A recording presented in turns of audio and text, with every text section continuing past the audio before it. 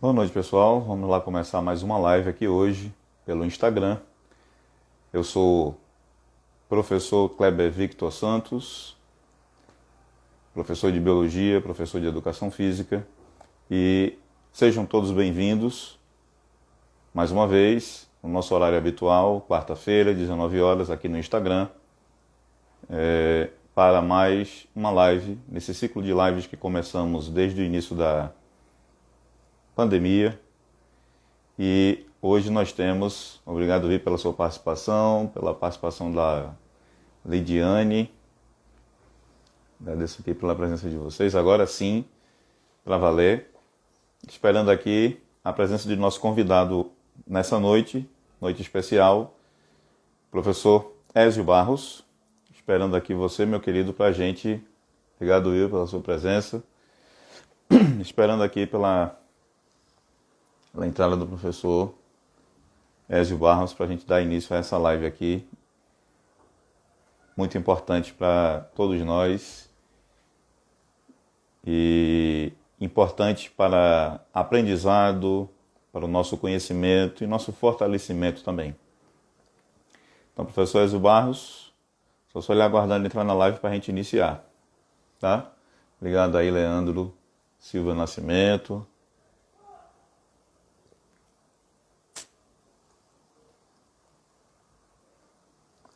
Obrigado aí pela presença de todos vocês aqui.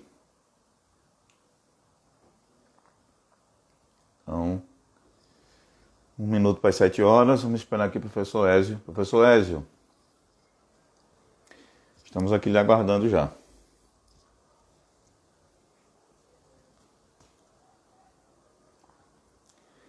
Importante também, essa live fica gravada aqui no IGTV, tá?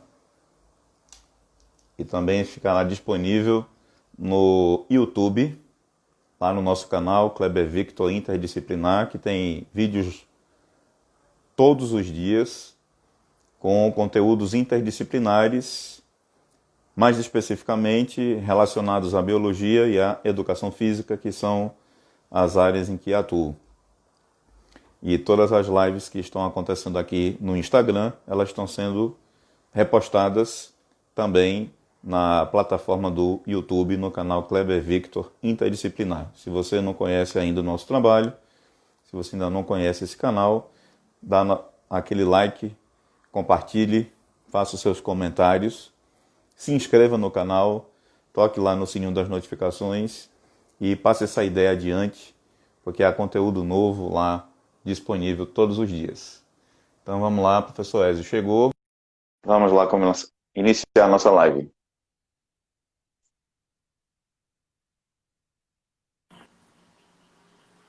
Boa noite, meu querido. Boa noite, Kleber. Me Agora vê sim, bem, isso. Me vê bem e ouve bem também? também. E você? 100%, tranquilo. Pronto, tá ótimo. 7 horas em ponto. Em 19 ponto. horas em Isso. ponto. Amém.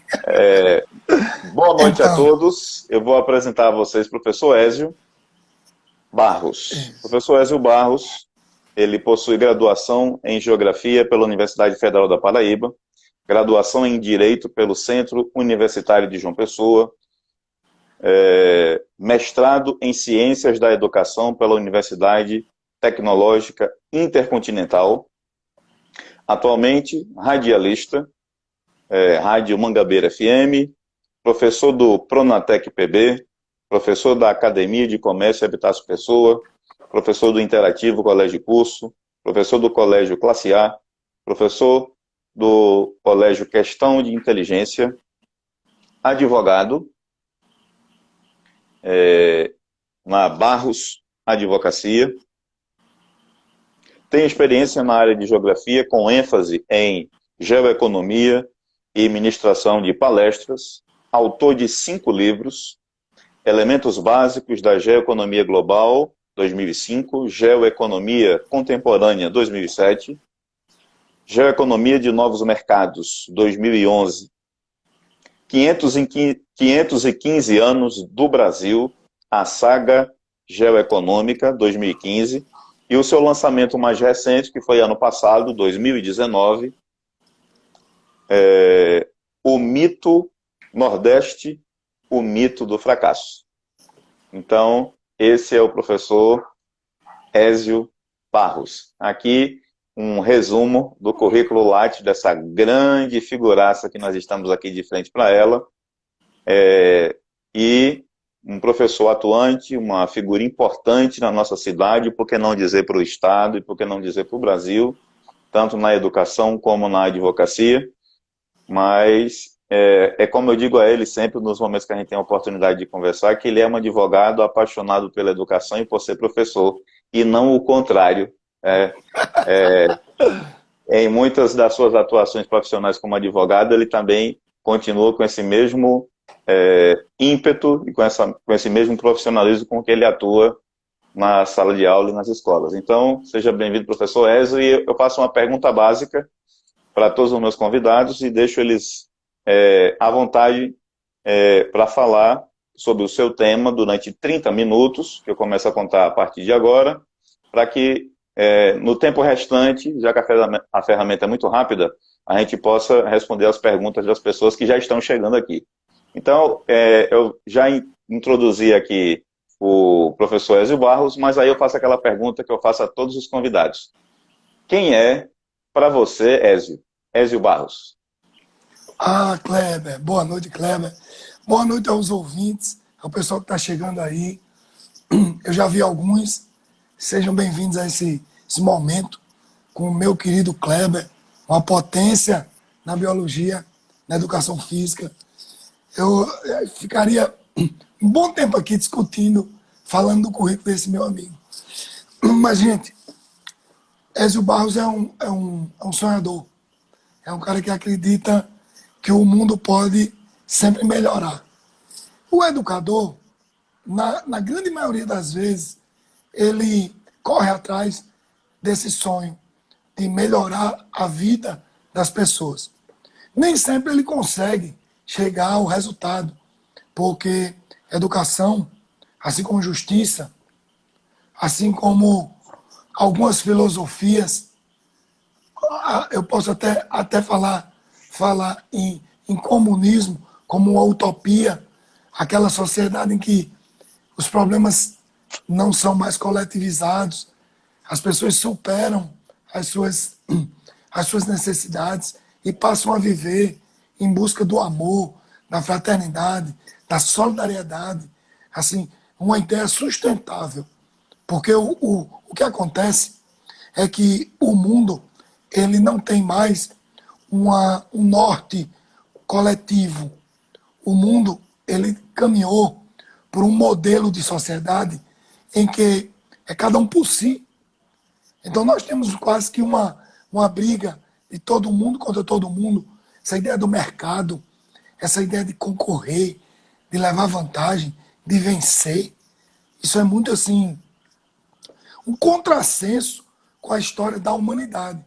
Porque Kleber bem sabe mais do que eu, o quanto a espécie humana lutou para chegar até aqui.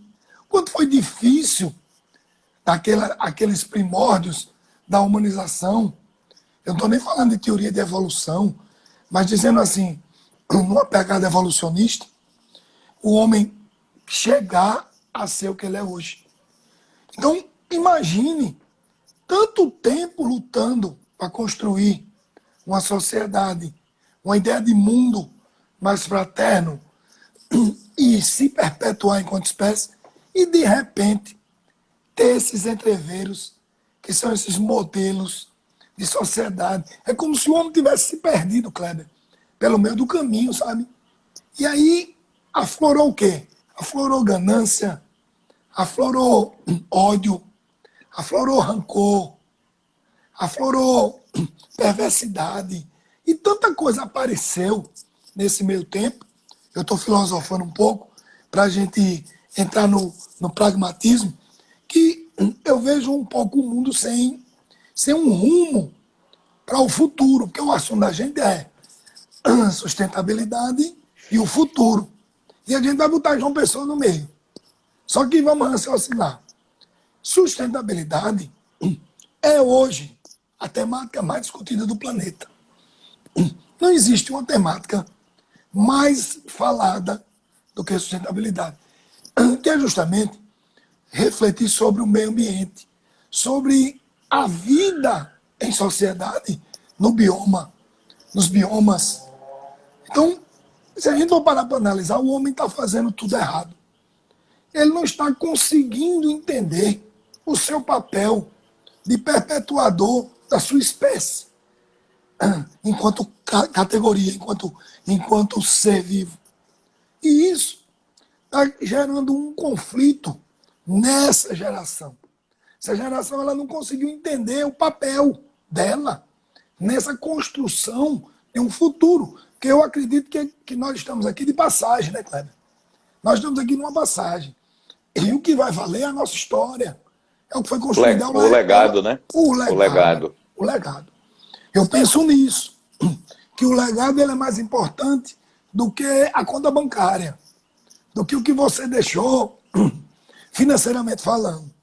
Só que, para você incutir isso na cabeça dessa nova geração, é muito difícil. Porque as leis do mercado, elas já estão muito incrustadas na cabeça das pessoas. Então, o desafio da sustentabilidade é justamente conseguir conviver com o mercado. Conseguir conviver com essa realidade tão destrutiva.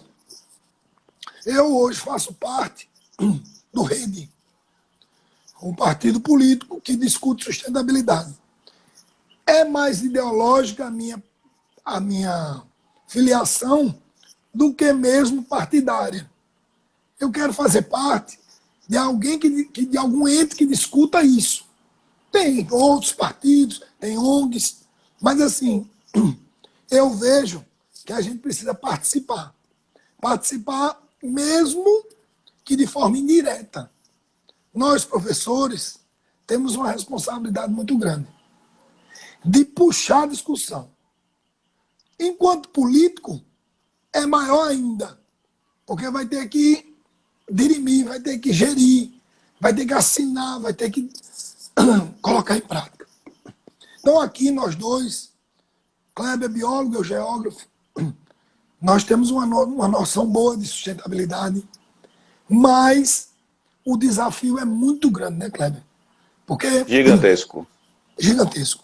Se a gente parar para analisar, nós temos coisas acontecendo que são silenciosas, como a acidificação dos oceanos, que vai comprometer a oxigenação do planeta, porque 90% do oxigênio vem das algas, não é da Amazônia. Eu sei que quem está prestando Enem, que quem estuda áreas da natureza tem essa noção, mas o grande público não tem. E o desafio é exatamente esse, trazer as pessoas que não estão nesse ciclo que nós pertencemos, a noção do que realmente elas têm na sua frente e que parece que nesse momento de pandemia, o interessante é que há praticamente um ano atrás, quando você me convidou para participar do seu programa de rádio, o tema que eu fui falar lá, e você me deixou muito à vontade, você disse, Kleber, tem um programa na rádio e eu quero que você fale sobre algum tema. Eu quero que você esteja lá. Primeiro, lhe agradecer por ter aceitado o convite, porque na hora que você me contactou há um ano atrás, foi uma alegria imensa, você ficou muito emocionado pelo telefone, inclusive, finalmente lhe achei, você estava onde? Numa caverna, não sei se você se lembra disso. Eu lembro demais disso. Ano passado. E a gente deu boas gargalhadas, e o tema da discussão ano passado foi exatamente esse. Olha só, um ano depois, eu não sei se você está lembrado, na hora que eu estava falando lá sobre as considerações finais ano passado lá na rádio, na entrevista no sábado, fim da tarde, início da noite, eu falei, Ézio, imaginemos que aconteça, parece que não é Nostradamus não, mas eu falei isso no final, está gravado, né? Inclusive tá gravado. Você pode comprovar. Imagine se a gente tem uma doença grave, uma epidemia, não falei nem a palavra pandemia, o que irá acontecer com o planeta, o que irá acontecer conosco, o que irá acontecer em resposta do conflito economia e saúde. E olha que a gente falou isso e está gravado há um ano. Eu repito a Isso. mesma pergunta para você. E agora que a gente está mergulhado e que isso é uma realidade? Hein, Ezio? Lembra? Pois é, eu lembro demais. Kleber, parecia que você estava assim com uma premonição. É estranho, né? Mas assim, porque o professor que É estuda muito, estranho. é estranho. O professor que estuda muito, ele sabe que em algum momento aquilo pode acontecer.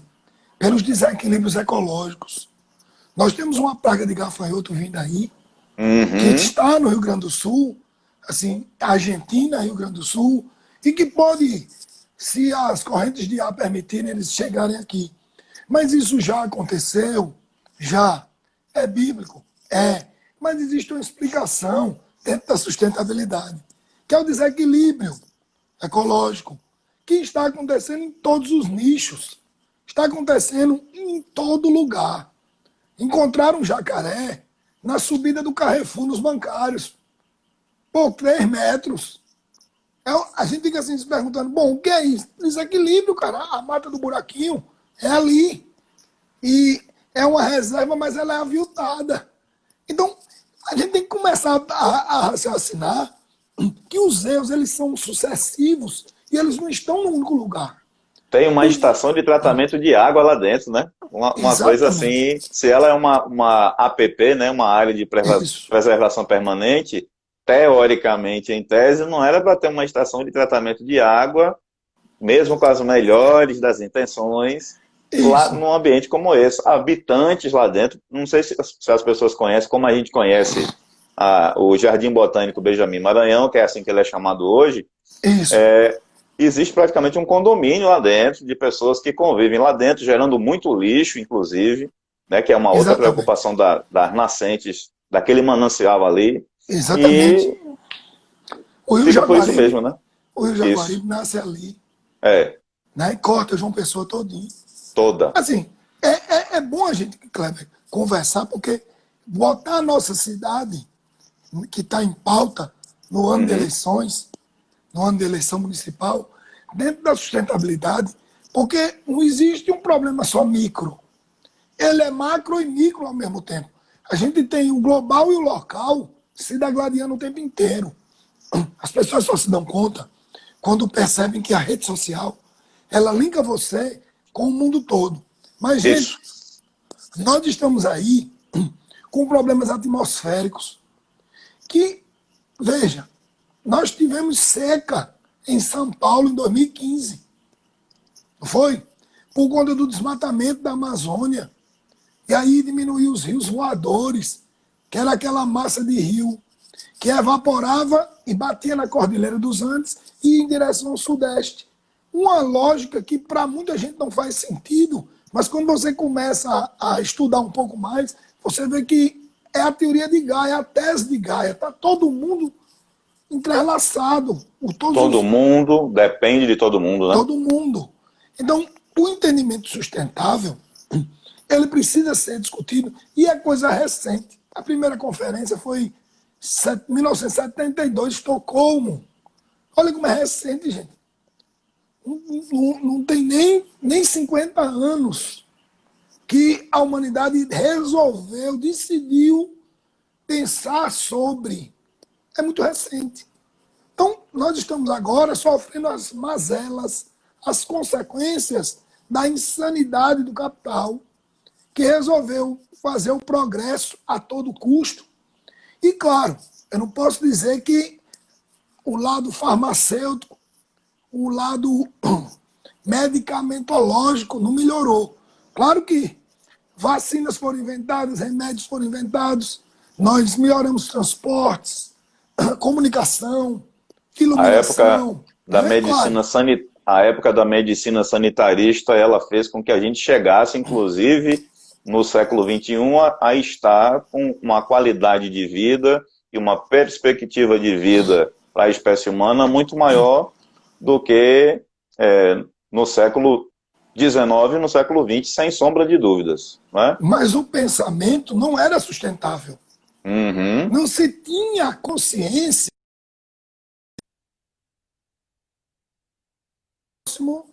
depois. A ideia era o seguinte: eu estudei que a Amazônia não ia acabar, rapaz. Isso nos anos 80, Nós que dois. A nós gente leu dois, no livro que existem recursos naturais que são inesgotáveis. A frase é essa, né? rapaz, Inesgotáveis. exatamente. Então, como é que, olha, 80 foi agora.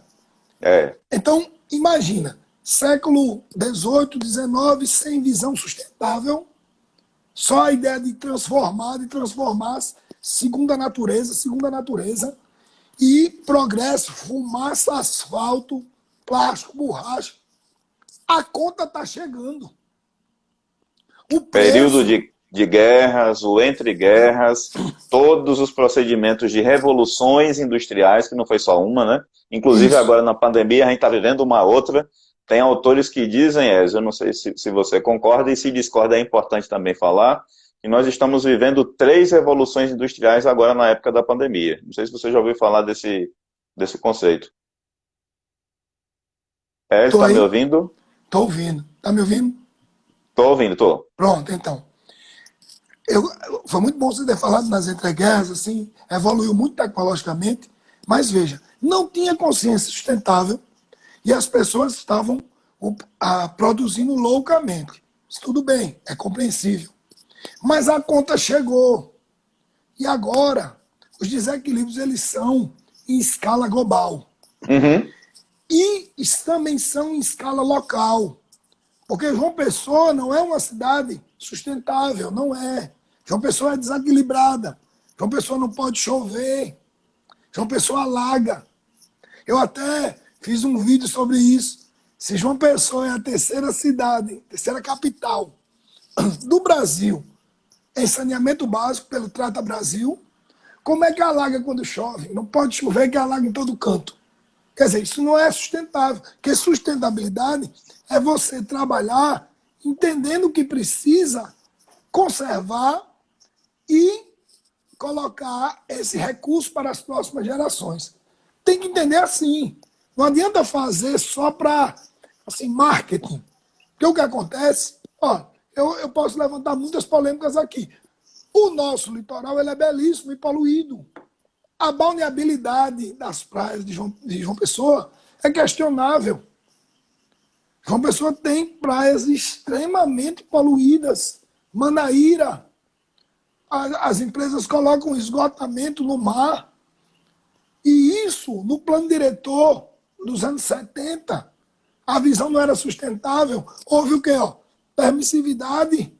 O Ainda hotel coloca o Tam... nome bonito, né? ah, Emissário marinho. Tem isso, gente que nem emissivo. sabe o que é isso. Ó, Emissário marinho, para vocês que não sabem, é lançamento de esgoto sem nenhum tipo de tratamento diretamente no mar. no mar. Emissário marinho, nome bonito, né, Ed? Isso. O Hotel Tambaú é lindo, mas ele não podia estar ali. E ninguém teve força política em 73 de evitar que João Agripino inaugurasse o hotel. Por quê? Porque a visão não era sustentável, que é o nosso papo aqui. Muita coisa que aconteceu na nossa cidade, ela não foi sustentável. O Estação Ciência não podia ter sido construído ali. Não Jamais. foi sustentável em 2004. Como uma coisa dessa fugiu ao nosso controle? Ó, uma lei, ontem eu estava num programa, numa rádio aqui de uma pessoa, e um debatedor comigo perguntou: se você for eleito vereador, Ézio, e na aliança do seu partido com o prefeito, eles quiserem derrubar a lei do espigão, você votaria a favor? Nunca! Eu não voto a favor de derrubar a lei mais moderna que nós temos. A lei ambiental mais moderna do Brasil é essa lei do espigão de 92, que salva um pouco do oxigênio que a gente ainda respira. Rapaz, o Recife, Fortaleza, até o Pronto, eu ia Rio falar Grande do Norte, exatamente, ia falar estão, exatamente isso. estão arrependidos de não terem uma lei dessa. Eu tenho orgulho dessa lei. Eu sou cearense, você sabe disso. É, a orla marítima de Fortaleza, principalmente na praia de Iracema, ela está passando por uma transformação Ézio, radical na beira-mar de Fortaleza. Inclusive, o cearense, a princípio, se revoltou com o prefeito Roberto Cláudio e com o governador Camilo a respeito daquela obra, a respeito de todo o desgaste com as famílias que estão ali, com restaurantes, casas de humor, toda aquela área da feirinha ali da Praia de Iracema, que você conhece muito bem também, sabe que Claro, aquela realidade gera muita riqueza, emprego e renda para muitos cearenses naquela área ali, toda aquela área de artesanato, dos trenzinhos que fazem os passeios com as crianças, etc., dos próprios hotéis, das redes de hotéis que ficam na beira-mar, que tem uma realidade completamente diferente de João Pessoa, que não pode ter prédios muito altos, que é isso que exatamente você está falando aqui agora, isso. completamente diferente da beira-mar de Fortaleza, e mesmo assim, a beira-mar de Fortaleza está passando por uma transformação, por uma readequação, o termo técnico é esse, né, da beira-mar, aonde, e olha que já existe ali o aterro da praia de Iracema, né, que é uma coisa que a gente vai Exatamente. discutir, já tem gente perguntando aqui, a gente vai discutir isso daqui a pouco. Será necessário aqui em João Pessoa uma readequação no estilo do que aconteceu em Salvador, na Praia do Forte, na Praia do Meio, na Pituba, em Itapuã, que são as praias tradicionais da orla marítima de Salvador.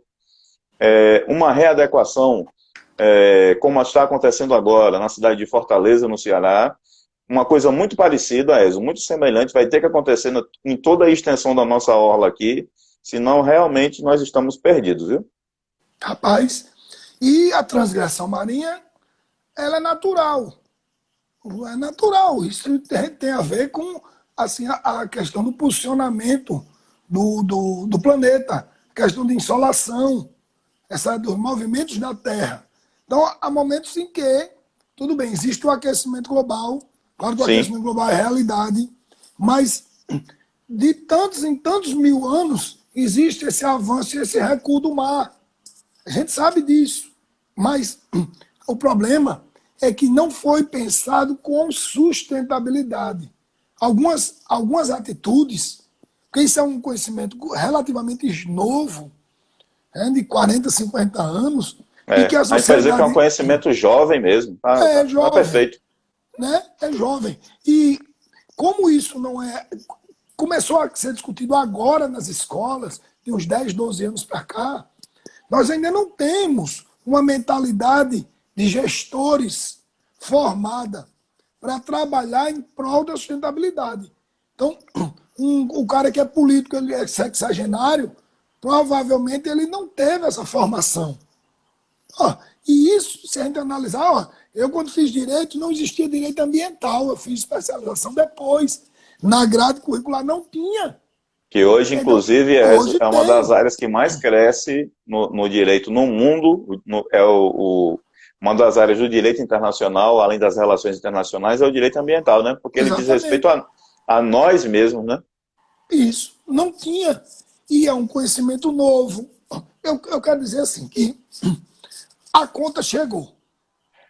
Nós, se amamos a Paraíba e João Pessoa, nós temos que matar no peito. Eu, eu decidi aceitar o desafio de ser candidato, pré-candidato, porque se eu chegar lá, eu vou lutar pela sustentabilidade. Porque tanto eu como você, nós entendemos os gargalos, os problemas. E nós temos, teoricamente, condições de resolver com ideias, com projetos. Então, João Pessoa tem condição de ser uma cidade sustentável. Tem. Ela não é, mas ela pode. Eu vou até levantar uma polêmica aqui, que é a questão da ideia de João Pessoa ser a cidade mais verde do Brasil. João Pessoa não está nem entre as 10. Uhum. Já foi considerada a segunda do mundo, apesar do cálculo não ser fidedigno, assim, haver controvérsias. Mas Isso.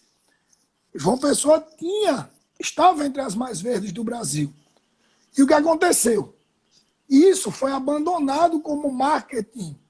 Porque nós temos, olha, eu vou lhe dar um outro exemplo que me revolta.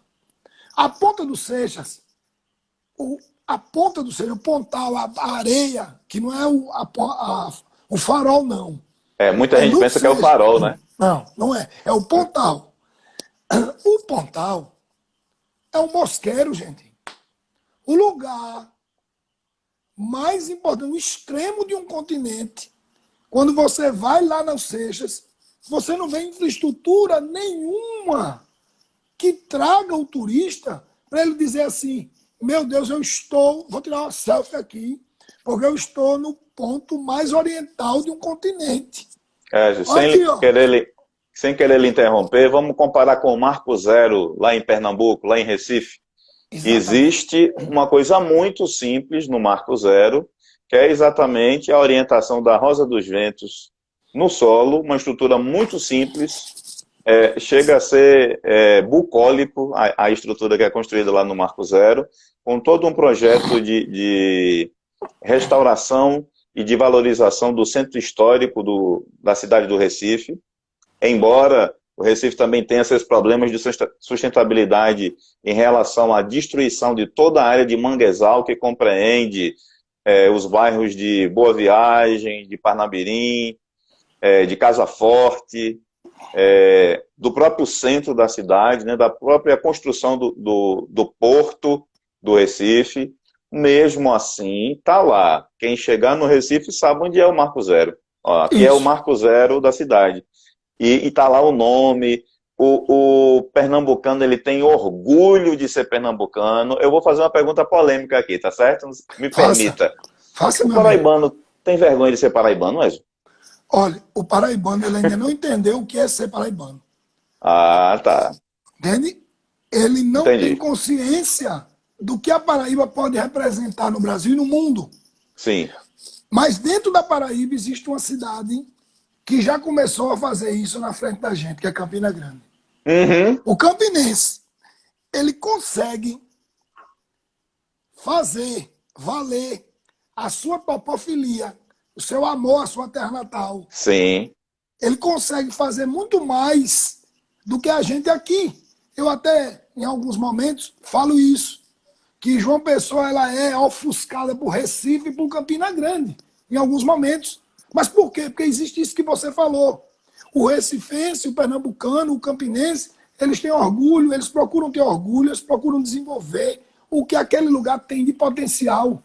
A verdade é que se João Pessoa tivesse a visão sustentável, que ela pode ter ainda, ela daria de 10-0, porque a qualidade de vida da gente é fantástica.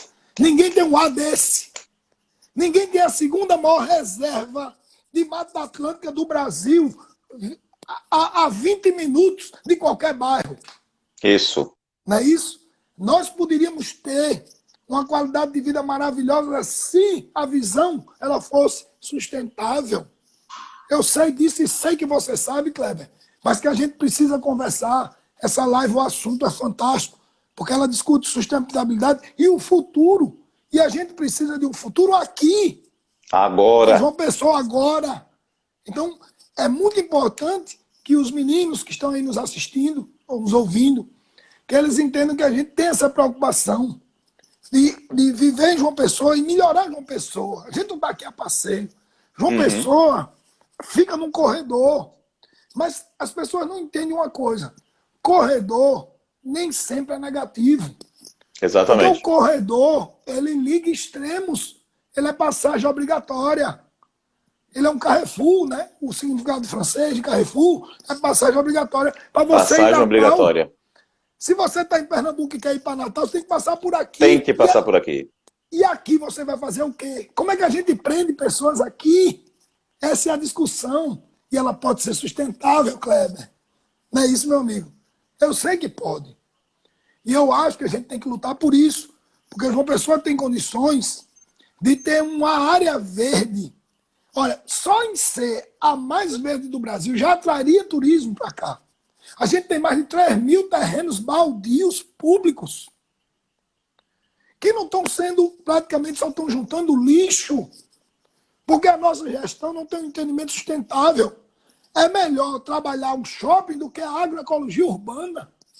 As pessoas não entendem a agroecologia urbana, que é uma coisa que eu vou conversar muito ainda. Gente, compostagem, agricultura orgânica, ervas medicinais, a agricultura sustentável a preços baixos para sustentar comunidades. Economia solidária, né? Vários aspectos da economia solidária. Tem gente, Ezio, que nem sabe o que é. Eu estou marcando já para você aqui um outro encontro ainda esse mês, porque por causa da legislação, quanto mais distante ficar para a gente se encontrar é mais complicado, mas eu estou marcando já aqui antecipadamente uma live com você semana que vem, só para a gente discutir economia solidária, porque as pessoas precisam conhecer, e é um dos pilares que a ONU aponta para desenvolvimento sustentável. O senhor podia falar para nós aqui que pilares são esses em que a ONU se baseia para desenvolvimento sustentável, porque as pessoas não sabem, as pessoas não conhecem? Rapaz, a ONU ela trabalha a sustentabilidade a partir da vida humana. Isso. Da sobrevivência das pessoas. Isso. Porque não adianta nada você discutir o meio ambiente se as pessoas com fome. Sem discutir isso. Sem discutir distribuição de renda, né? De renda, de oportunidades. Isso. Então, a renda mínima é uma situação que a gente ainda não entendeu do que se trata a renda mínima. Não, a gente compara isso com o salário mínimo, que não tem nada a ver uma coisa com a outra, né? Nada a ver uma coisa com a outra. E aí, claro que depois a gente vai ter a qualidade dos recursos, porque você também não pode ter a renda e beber água podre. Sim. Você tem que ter a sustentabilidade do que você vai consumir. E como você vai viver em sociedade? Vai viver com medo? A questão da segurança, ela está dentro da sustentabilidade. Sim. Sustentabilidade envolve tudo, gente. É a qualidade de vida das pessoas. A ONU, ela trabalhou mais de 20 itens. Isso. E aí, né, discutindo, né, Kleber, as situações, assim, detalhando as situações mundo afora.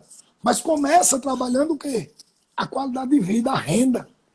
Começa trabalhando de dentro para fora, né? Porque só esses pontos que a ONU escolheu, e isso tem metas, né? Para 2023, ou seja, daqui a 3 anos isso já deveria estar implantado no planeta, só que a gente agora está no meio de uma pandemia que era uma coisa que ninguém esperava, vírgula, né? A gente tinha batido essa bola. Eu estou falando com você e repetindo isso porque, graças a Deus, está gravado e a gente tem como comprovar 1 ano atrás que eu tinha falado nisso, né? E olha aí a gente agora. Às vezes as pessoas imaginam que os chineses comem animais exóticos, iguarias, porque eles simplesmente são cebosos. Isso. Mas as pessoas nunca estudaram a história da China para ver o que eles passaram. A China tem 6.000 anos.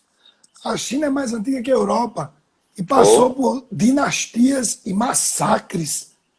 Pessoas passaram, milhares de pessoas com fome. Elas se adaptaram a consumir, que as pessoas não entendem isso. Eles são cebosos, mas não é só isso. A sustentabilidade na China, ela é questionável. Eles não têm uma economia sustentável, eles não entenderam ainda o que é sustentabilidade. Os países que mais estão avançados nisso são os escandinavos. É a verdade. Quanto mais escolaridade, mais possibilidade de compreensão.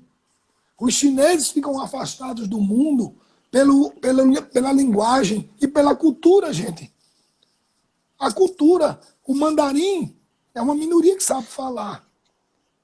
Entende? Então, quando você vai estudar um lugar, você tem que analisar o que aconteceu na história e na cultura para perceber os hábitos. Porque a sustentabilidade, ela também discute isso. Por que os chineses comem cachorro, morcego? Se esse vírus veio do morcego, rato.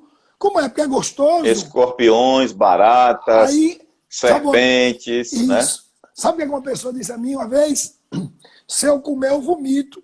Provavelmente eles também vomitavam no início. Com certeza. Mas o que é que aconteceu? O corpo desenvolveu enzimas que não sentiam mais, né, Kleber?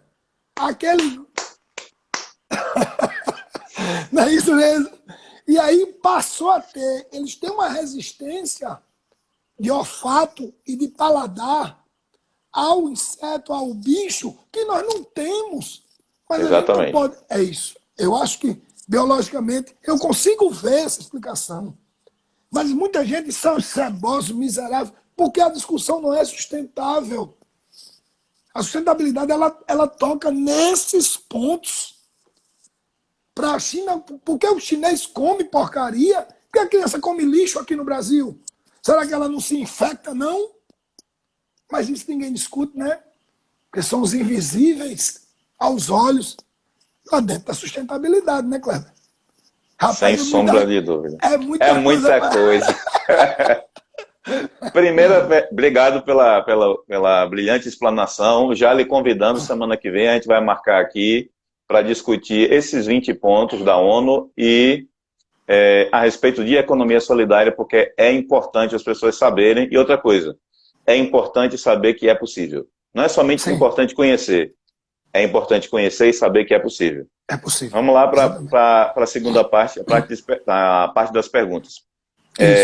Adriana Lima aqui pergunta aqui, professor Ézio, qual é a maneira mais simples para a gente entender para definir sustentabilidade? Pensar no próximo. Pensar no próximo. Se você pensar no outro, você começa a trabalhar a sustentabilidade. Excelente resposta. Eu acredito nisso. Excelente. Não podia ser melhor a resposta. Vamos para a segunda. É possível se pensar sustentabilidade sem pensar nas pessoas, sem pensar em educação, economia, saneamento básico, etc.? Não. É a pergunta da Carla. Não, Carla. Sustentabilidade está atrelada a tudo isso. Se você, de repente, despreza essa parte de alimentação, de renda, de oportunidade, aí o discurso deixa de ser sustentável, porque vai gerar o quê? Opressão, segregação, sofrimento. As pessoas, elas não podem viver um apartheid, que o apartheid ele não é só racial, não. É no consumo. A gente vive um apartheid no consumo. Pessoas... Então, o apartheid, essa segregação, ela não é só a cor de pele. Ela é pior, porque ela é em fome, ela é em consumo, porque hoje você vale pelo que você consome, pela sua capacidade, pegada ecológica. A gente discute pegada ecológica. Todo mundo quer consumir igual o americano, só que o mundo não aguenta. Um americano consome por 6 africanos. E não está certo, por quê? Porque eles exploram, eles produzem a partir do quê? De um massacre socioeconômico dos outros povos. A gente está cansado de, né, Kleber, de visualizar isso. A Coca-Cola tem uma substância, o caramelo 4, que aqui ela tem, e lá ela não tem. Ou se tem, tem menos. Mas aqui ela deforma, ela infecta, né? Aqui, quem quer saber? O flúor na pasta, o metal pesado na pasta aqui, ele é muito menos cuidado do que numa pasta de um lugar desenvolvido pela mesma empresa. Você não vai parar para analisar. A mesma. A empresa é a mesma. Então, se não tiver esse cuidado, se a lógica for do mercado, a sustentabilidade desaparece. Eu vejo assim. Daniel pergunta aqui, professor, quais seriam 3 saídas bem práticas, na sua verdade, na sua opinião, para o estabelecimento de eixos sustentáveis aqui em João Pessoa? Bom, a primeira coisa que a gente tem que fazer é um levantamento do saneamento básico. Porque o saneamento básico em João Pessoa, ele é muito visível nas áreas nobres. Mas a gente tem muitas comunidades que não têm o saneamento. A gente tem que começar pelo saneamento. Fazer um levantamento, um balanço, né, o primeiro eixo, o balanço do saneamento. Depois, a gente precisa começar a urbanizar as favelas. Não existe sustentabilidade com comunidade. Pessoas sofrendo. O Shopping Manaíra, vizinho de uma comunidade. Olhou do outro lado do muro, você Você fica sem entender, é paradoxal. É muito paradoxal isso aí. Então, teria de rever o saneamento, urbanizar as favelas e criar um programa de renda mínima aqui. Se o país não quiser criar, não crie. Mas aqui em João Pessoa a gente tem a Constituição Municipal e a gente pode trabalhar uma renda mínima aqui. Vamos começar na base. Entende, gente? Porque se a gente mexe na saúde pública, melhora a qualidade da água, se a gente urbaniza a favela, se além do esgotamento, a gente tem a eletrificação, coleta de lixo, urbanizar a favela envolve tudo isso. E a gente começa a dar mais condições do menino ir e vir, sem medo de morrer. Com a renda mínima, a gente começa a renascer do subdesenvolvimento. Professor Ézio, qual é o principal ou o atual problema da nossa cidade? E ele tem solução? O maior problema de João Pessoa é a indefinição de uma vocação econômica. João Pessoa não tem uma vocação econômica. Eu, quando pergunto às pessoas qual é a vocação econômica de João Pessoa, fica gaguejando. É o turismo? Porque o turismo, cadê o turismo? Por que as pessoas vêm a João Pessoa? Vocação econômica é quando as pessoas se deslocam por aquele motivo para aquela cidade. O forte daquela cidade é aquilo. João Pessoa, eu não consegui ver. A verdade é uma passagem, é um Carrefour. Pelo amor de Deus. Então, o problema é, vamos encontrar uma definição, vamos redefinir a vocação econômica de João Pessoa. Vamos redefinir, vamos pensar junto, coletivamente, com a lógica da sustentabilidade. Beleza? O interessante, isso aqui é um comentário meu, é que as pessoas que conhecem a Paraíba e as pessoas que conhecem João Pessoa dizem: eu gosto, eu venho passar férias no lugar onde vocês moram. Ou seja, a crítica é: eu gostaria de estar 24 horas no ambiente onde vocês vivem e venho aqui, faço questão de vir aqui todas as minhas férias. Aí emenda com a pergunta aqui da Helena. Ela faz a seguinte pergunta: professor Ézio, por que as pessoas que conhecem a Paraíba e as belezas naturais de nosso estado, elas ficam encantadas e voltam? E por que não usar isso a nosso favor? Mas então, o turismo sol e praia, ele nunca vai ser abandonado. Só que não adianta eu explorar a praia se ela é poluída. Não adianta eu falar de um farol numa falésia que está desmoronando. Não adianta eu pensar numa mata, assim, na Mata Atlântica, se ela tem, como o Kleber mesmo falou, estação de tratamento dentro da mata. Quer dizer, eu tenho que explorar o turismo sol e praia com sustentabilidade. Veja, eu não posso fazer um hotel numa beira de uma praia, acabando com o movimento, a dinâmica da maré. Manaíra tem um calçamento todo quebrado por causa do Hotel Tambaú. Porque a dinâmica da onda não tem onde puxar a areia, ela invade e quebra até o Bessa. Quer dizer, eu não acho que tem que abandonar a vocação, a ideia do turismo. Claro que não. Mas peraí, vamos dar uma sustentabilidade a isso, vamos criar uma balneabilidade, vamos fazer com que o turista ele venha e ele saia com bons exemplos. Eita, em João Pessoa eu aprendi isso. Em João Pessoa acontece aquilo. A gente tem um monte de coqueiro plantado artificialmente com coco horrível, a água horrível. Para quê? Se coqueiro não é uma planta nativa de solo salino. Hein, Kleber? Puxa vida, rapaz. Isso não é sustentável, não. Você pegar e fazer uma fileira de coqueiro, acaba com o pré-amar todinho. Ei, parece uma brincadeira, não é o que eu estou dizendo? Inclusive, uma coisa que a gente não tinha aqui, que era a duna, né? A gente já começa a ver aqui formação de duna. Duna é uma péssima indicação, porque indica deserto, já começa com D, né? De duna, deserto. As pessoas não têm essa... Eu costumo brincar com essa história da duna e de deserto, para as pessoas terem esse choque de realidade, de rapaz, não é interessante tirar essas gramíneas, não é interessante tirar essa vegetação Isso. que está de mata ciliar aqui ao redor das praias, porque o passo seguinte é duna, e duna, Natal que o diga, é Pois é. problema, né? Exatamente. Antigamente a gente Exatamente. via a cidade de Natal quando estava chegando de Natal. Hoje primeiro você vê as dunas para depois chegar em Natal. Exatamente. Ou é exagero meu? Pode falar sobre Não, isso. é isso mesmo. É verdade. Natal sofreu muito, porque a via costeira, ela praticamente desmatou tudo aquilo ali. Natal. Aquela rede hoteleira ali, ela não fez bem à natureza, não. Ela fez bem ao bolso dos empresários. Isso não é sustentável. A visão sustentável, ela trabalha isso. É muito bom que a gente discuta. Estou gostando das perguntas, pessoal antenado, percebendo que nossa cidade ela precisa mudar o entendimento para ela voltar a ser atrativa, gente.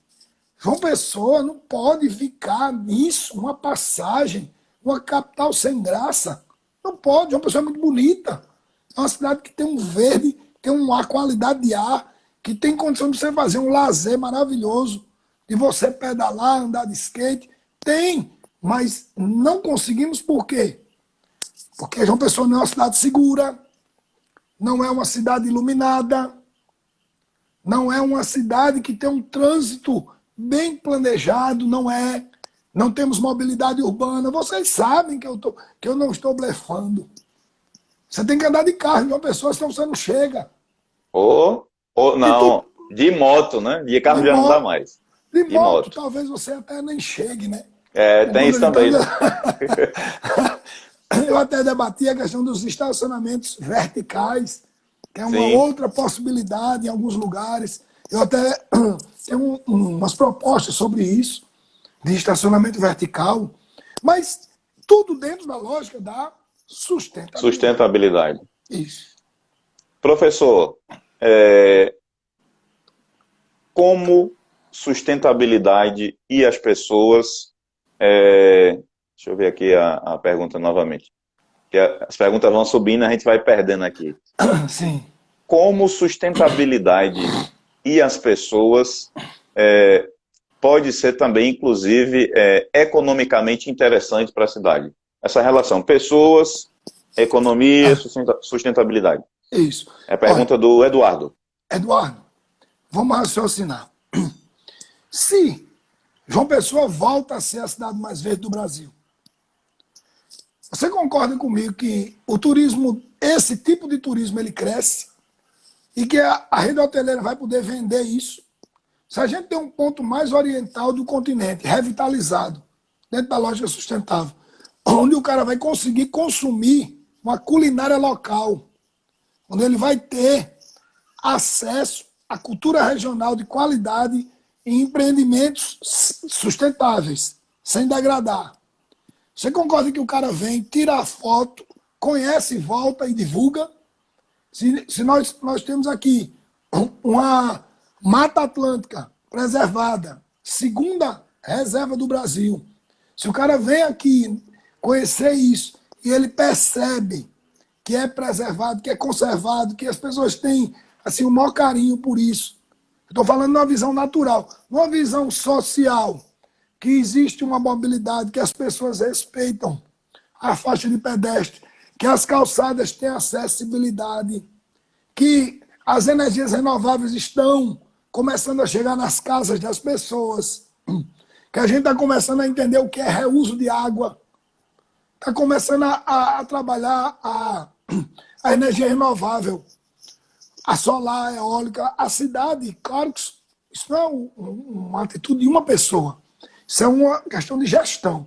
Mas se João Pessoa começa a ter esse entendimento, nós vamos desenvolver um turismo baseado nisso. E nós vamos ter geração de emprego e renda, porque muitos negócios vão aparecer a partir disso. Cidades sustentáveis, elas são frequentadas anualmente por milhares de turistas. Tenha certeza disso. É possível? É possível. Negócios sustentáveis.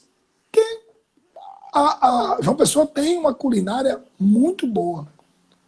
Mas a gente fica carente, por quê? Porque, infelizmente, cadê o empreendedorismo? Ou vocês acham que empreendedorismo tem a ver com sustentabilidade? Tudo a Claro que ver. tem, tudo a ver. E Né? começa, eu vou ser mais ousado ainda. Empreender começa na escola, Ezio. Sim, Precisa se ensinar a criança a ela ser independente. Sabe qual é a maior ousadia, como dizia o Nelson Rodrigues? A maior ousadia que a mente humana pode pensar é em ser livre. Olha só que paradoxo o Nelson Rodrigues ele fala na literatura a respeito disso.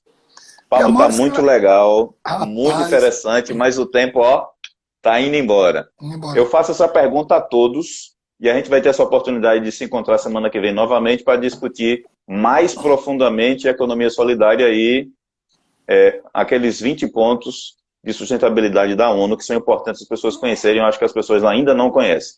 Sim. Embora a implantação deles tenha data limite para 2023, nós estamos em 2020, né? Qual é a principal lição que a gente tira, Ezio, dessa pandemia?